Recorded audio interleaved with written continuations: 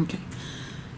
Today is Tuesday, September 24th, 2019. My name is Edna Sussman. I'm a reference librarian here at the Half Hollow Hills Community Library in Dix Hills, New York.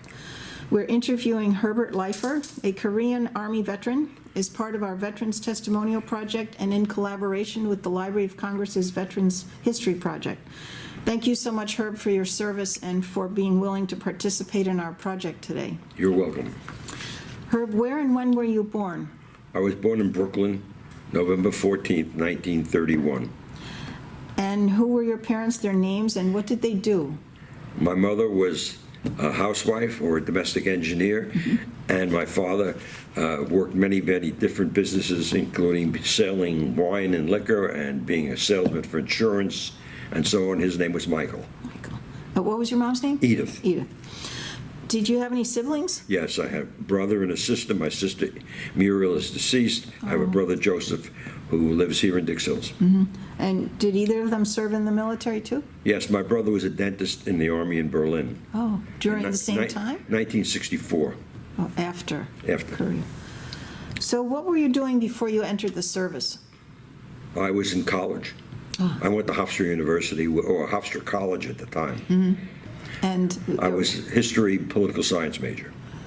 so you weren't finished with your college yet. Were you drafted? No, I graduated. I was ROTC at Hofstra. Oh, you were ROTC. Yes. So afterwards, so you were in Army ROTC? Yes.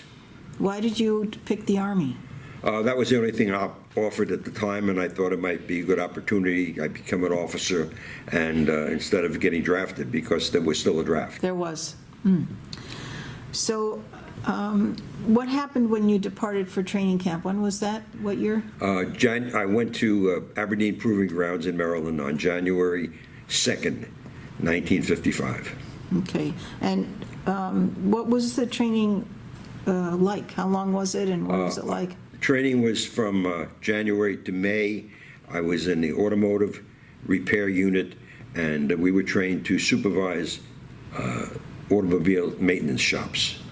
Did you get a choice, or they just decided that's what you should do? The Army picks things for you. Oh, okay. But you were supervising, actually, because you were an officer. Yes, I was an officer, and I was trained to supervise the maintenance shops. Huh.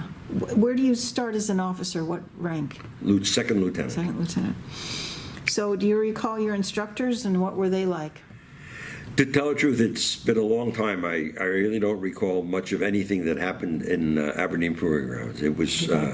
Did you live in barracks? We lived in the barracks, and every day we were up at 6 o'clock, did our calisthenics, then put on our fatigues and went out to the shop and observed and went to classes. And we did that from, as I said, from January to May.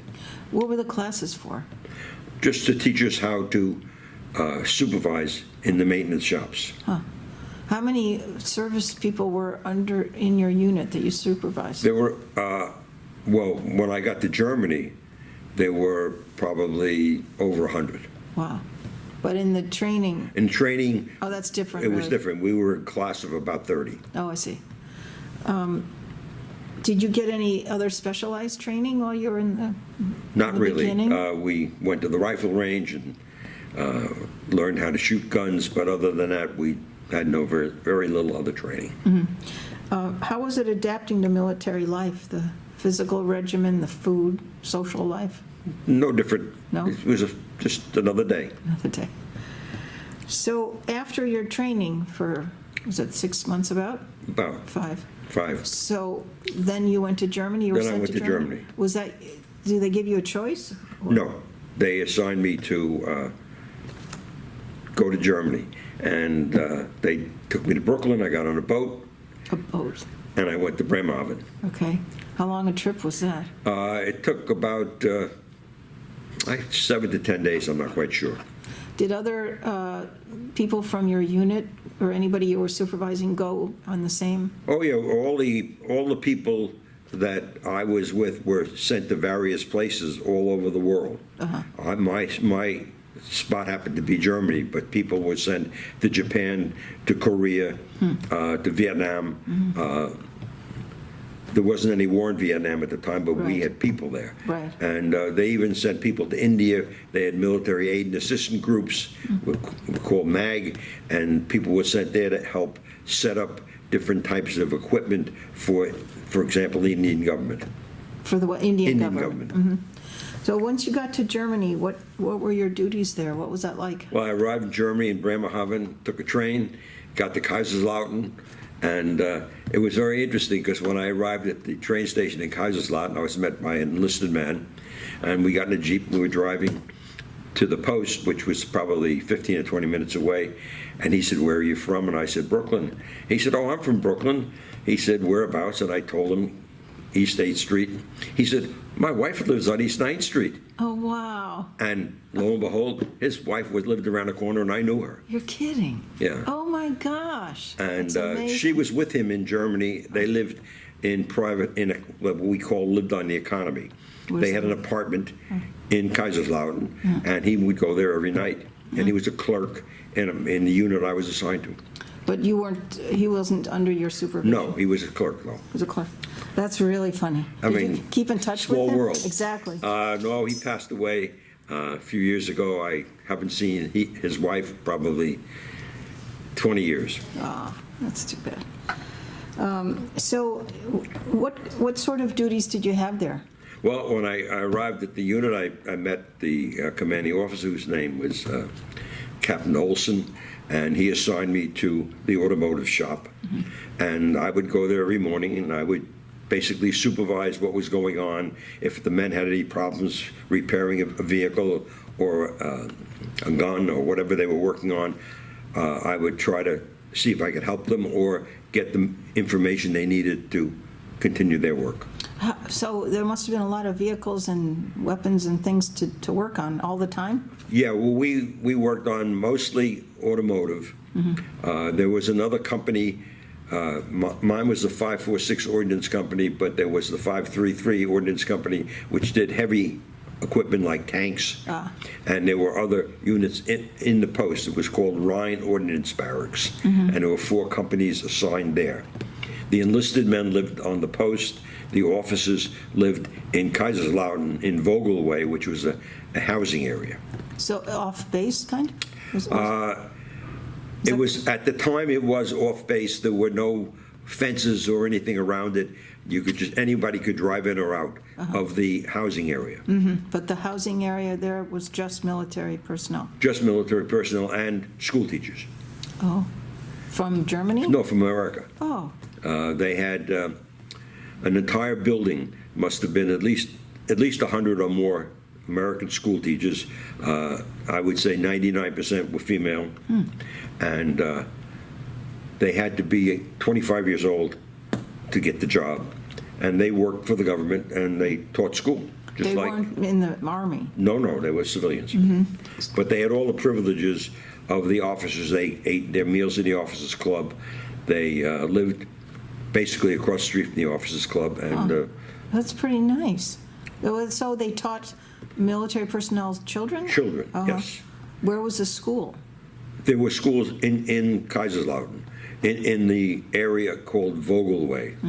And they had a full regiment of schools, nursery schools, elementary schools, high schools. Wow. And there were probably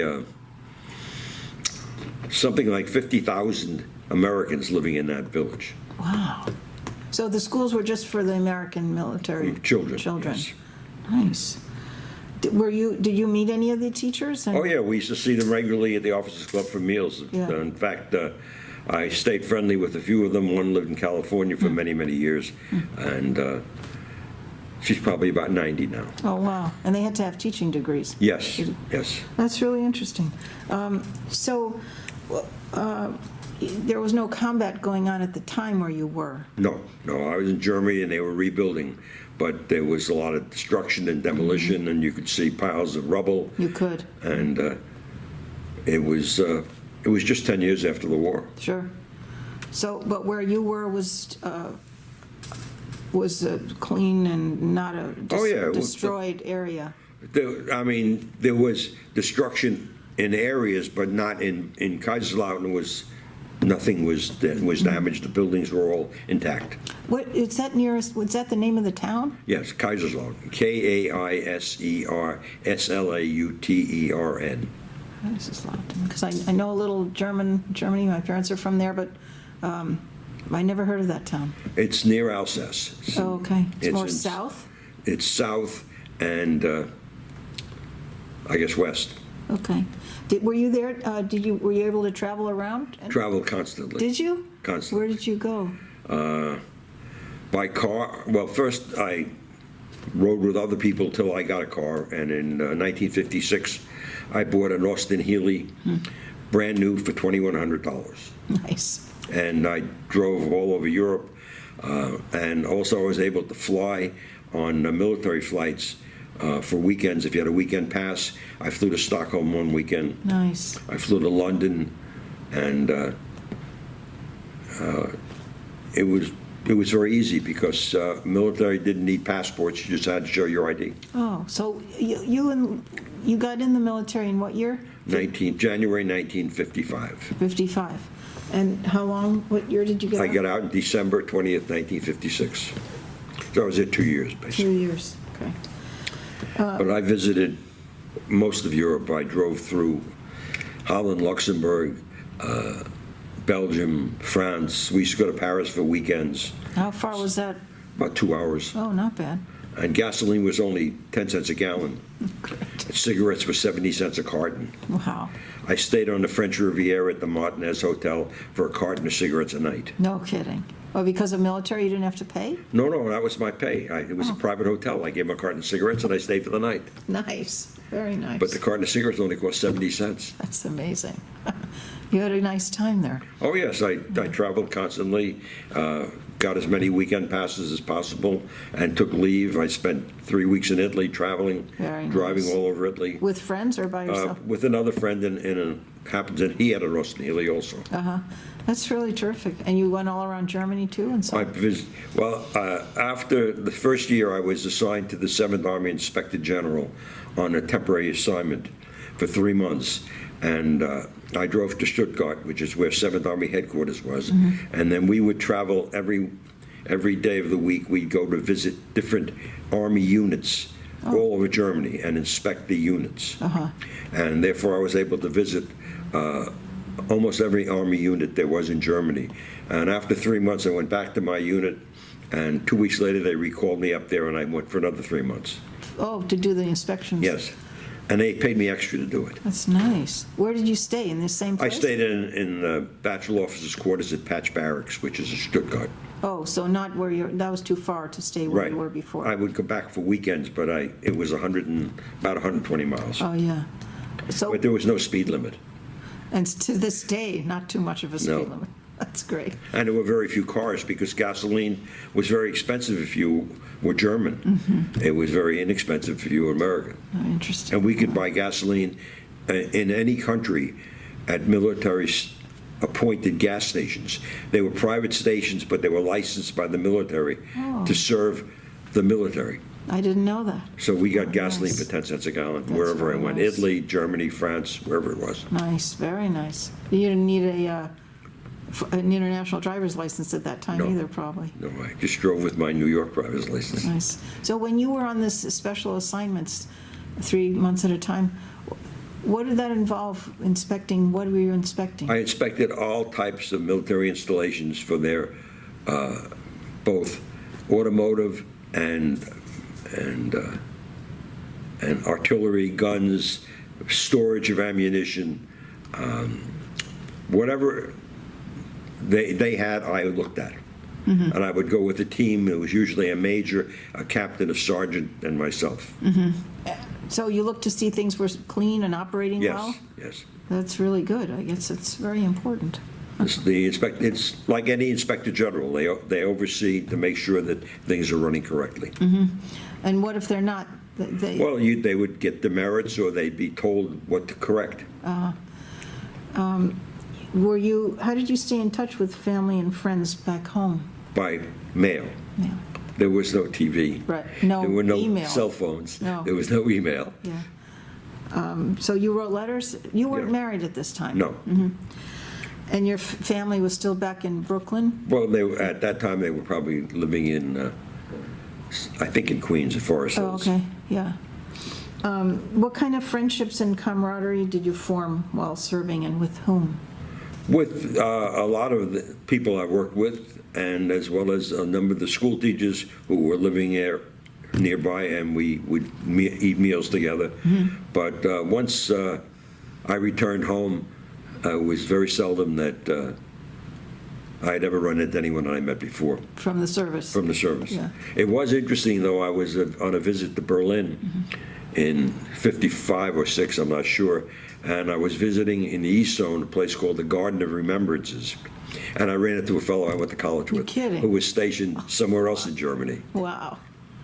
So- It's just funny how you run into people that you know from somewhere else. different life. Yeah, Right. yeah. Did you have the option to re-up when you got out? Oh, yeah, I could have stayed in if I wanted to, but I didn't want to. I got out and I went to law school. Oh, you went to law school. Oh, we'll get to that. So what did you do when you were, other than traveling, when you were off duty in the service? There was very little to do. They played bingo every night. And if you won the coverall, you could win a car. And one of the fellows in my unit, one of the officers, won a Jaguar. Oh, wow. But other than that, they had movies, of course. There was very little to do other than hang out in the bar. And a lot of people hung out in the bar. Liquor was very inexpensive. You didn't have to drive really anywhere. No, we could walk right there. Right there. And at the bar, drinks were 50 cents, Oh, my gosh. regardless of what you wanted. Beer, hard liquor, anything. It was Wow. everything was 50 cents. Nice. And, oh, by the way, just so you're aware, we didn't have money either. Oh, We had what's called script. okay. U.S. money was not in circulation, so they paid us in script. Why was that? They didn't want U.S. dollars in Germany or on the economy. So they paid us in script. We had paper, I think it was nickels, dimes, quarters, and dollars, ones, fives, and tens. And they were different shapes and different colors. It was like Monopoly money. So they changed it now and then to change colors? So people. No, it was all the time I was there was all the same color. They had maroon dollar bills, blue fives, and sort of reddish brown tens. So you didn't get a salary? I mean, that was your salary? That was a salary. That's how I got paid in script. Well, what happened if people came and had a family and needed to pay bills? You could trade the script in for marks. Oh, you could? There were 4 marks to a dollar. A dollar was worth 4 marks, so a mark was 25 cents. Oh, So on the economy, things were very inexpensive. I see. Interesting. Huh. You were discharged from the Army in 56? Yes, December 20th, 1956, How did you get home? by boat. They didn't have airplanes. Oh, But no, there were very few airplanes flying. I don't know whether you remember, you're not old enough to remember that time of year, but when we saw airplanes, we looked up to see them. When I came home also, it was the time of the Hungarian Revolution. And they were flying people from Hungary to the United States. In fact, a friend of mine's wife was a child, and they escaped from Hungary, and she flew to the United States. I was on a boat. okay. And again, how long did that take? It took about 10 days from Bremerhaven to Brooklyn. Brooklyn. So what did you do? How were you received by family and friends? Well, they hadn't seen me in 2 years. They said I looked older. And I probably lost some hair. How was it adjusting to civilian life? I came home. My mother was there. It was just like I never left. Really? No, and then what did you do after that? I started law school in January 1957. What was your bachelor's in? History and political science. So you kind of were hoping to become a lawyer then? I really hadn't thought about it too much. When I got home, I found out that I could go get into Brooklyn Law School, which had a program where you could finish in 2.5 years if you started in February or January, which I did, and go summers. So I started January 1957. I graduated in June of 59. Nice, very nice. And then what? I was in private practice for about 10 years. And in 1972, I went into the district attorney's office in Queens. Oh, And I was an assistant district attorney for 30 years. nice. What kind of law did you study in law school? I mean, It's all general. You don't Every year, specialize? a little of each. Ah, okay. Nice. Are you a member of any veterans organizations? No. No. And you said you haven't, at this point in time, remained in contact with any? Just one person, and he was not stationed in Germany. He was stationed in Maryland, in Aberdeen Proving Grounds. yeah. He stayed where he went to school and Okay. did his 2 years there. Okay. So after your legal career, then you retired from law? I've been retired since, let's see, September 4th, 2001, Nice. a week before 9/11. Wow. You'll never forget when that happened. Right. 7 days before I retired. How do you think your wartime experiences, or your military experiences affected your life? Not at all. Really? Not at all. It just, I did a lot of, as I said, the things that stand out most is the fact that I traveled. We used to go to Paris for weekends. We did all the things that people do. We went to the Folies de Chair, we went to the Lido, we ate good French food, we learned how to eat escargot and onion soup, and went to the Louvre and did all the things that people do, and I've done it again many times. That's wonderful. You love to travel. We do a lot of traveling. You think you would have been drafted had you not done this ROTC, or? It's hard to say. It was, they had a lottery, and if your number came up, you got drafted. Yeah. Huh. What are some life lessons you learned from the military? Nothing that I can think of, really. No. No. Were you ever injured or sick while you were over there? Nope. Nope. I've been lucky. Yeah. Was there anything you did over there that you were extremely memorable, or anything you regretted? No, well, visiting Berlin in 1955 was an experience because it was... Because it's still pretty destructive. Well, at that time, devastation. it was totally destroyed. The American embassy was merely a facade off the Unter den Linden. Only the front of the building was standing. Nothing else was there. Behind it was Hitler's bunker, and that was also destroyed. The east zone of Germany was totally destroyed. The only street that was visible was Unter den Linden when you went through Brandenburg Gate, and all you saw were buildings, but it was only the fronts of the buildings. There were nothing behind them. This was already like 10 years after, and they Right. still hadn't rebuilt. The East Zone, well, first of all, it was East Zone, but it wasn't separate. In other words, the East Zone would belong to the Russians, the West belonged to the French, English, and Americans. But there were no fences, there were no barriers, there was what was called Checkpoint Charlie. But that was nothing because you could take the subway or the elevated train from east to west. People went back and forth all the time. They lived in the east, worked in the west, or lived in the west and worked in the east. They went back and forth. It wasn't until the 60s when they built the wall. So going in and out, you could drive in and out. I drove in and out.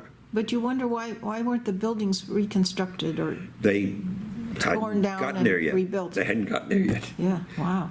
10 years after, it must have looked awful. It was a lot of rubble and Were people living around there? There were apartments, do you think? not in that area. In the areas that further away from Brandenburg and further away from the West Wall. When I drove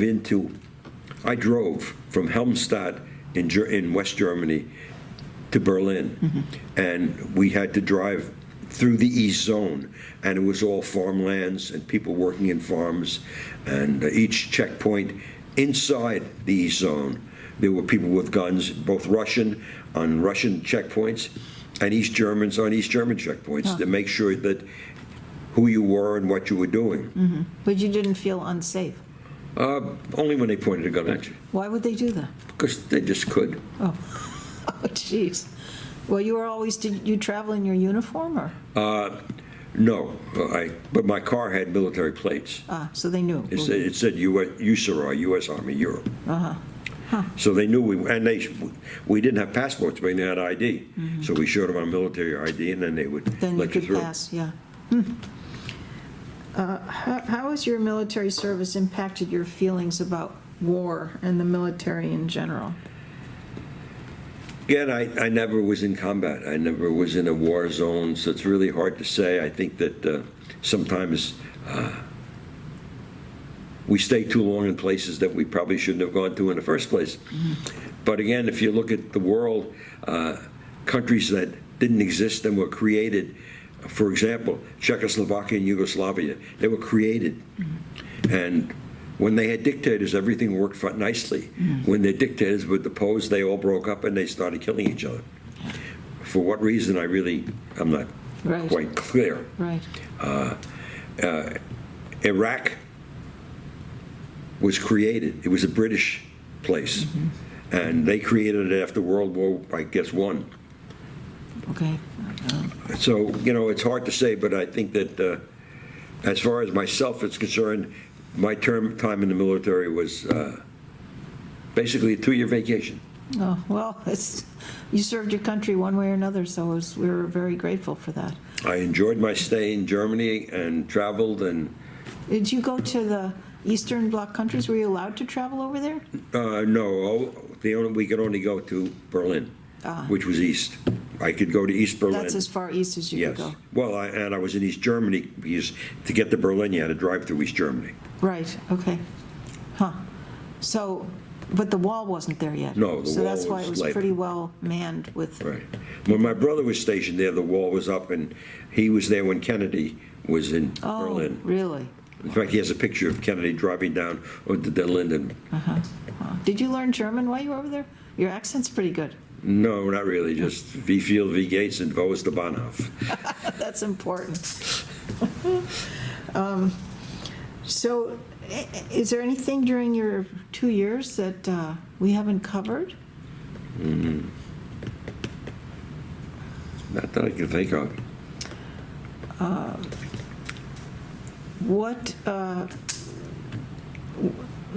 What message would you like to leave for future generations that might hear this interview? I don't want to say war is hell because too many other people would say that, but I never saw that hell. But I think that perhaps we have a lot of military people all over the world now. Maybe they shouldn't all be where they are. That's a good point. I mean, I visited just under 100 countries. Really? And Wow.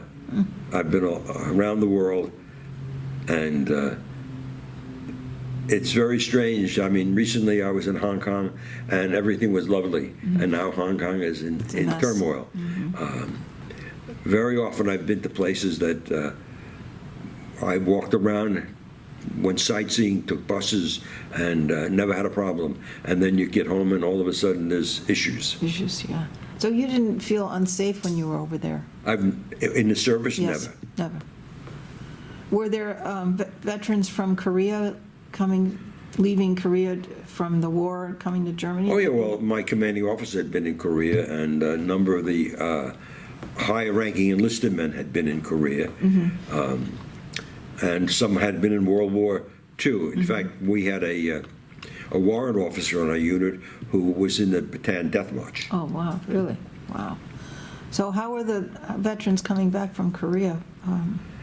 It was just a job to them. They were professional soldiers, and they just did their job, and they proceeded to the next job. That's amazing. And I mean, recently we were in Okinawa and Corregidor and in Manila, and the memorials are fantastic, and the memories that people have of the war are. I mean, we saw General MacArthur's statue on Corregidor, where he said, "I will return," and it's just interesting. In fact, looking back and remembering the movies that I went to see when I was a kid, Bataan and Corregidor, and then visiting the places Sure. where they really were brought brought the impact home. Yeah. When you were in Germany, France, did you go, was it the thing to do to go to Normandy and see? I did not go to Normandy at that time, but I have been to Normandy twice. Yeah. I bicycled in France, and we bicycled into Normandy twice. Yeah, yeah. I've been to Bastogne. We drove through Bastogne on the way to Paris. Where's Bastogne? That's where the Battle of the Bulge was, Oh, right. Okay. and the memorials there. Well, there's memorials at Normandy too, probably. Oh, yes, Yeah. yeah. In fact, we visited the cemetery at Normandy, and my wife put stones on the headstones of all the Jewish soldiers Nice. that she could find. Oh, that's wonderful. Wow. Anything else that we haven't covered? I guess that's about it. Yeah, we really appreciate it, Herb. Thank you so much Thank you. for your service and for being with us. You're welcome.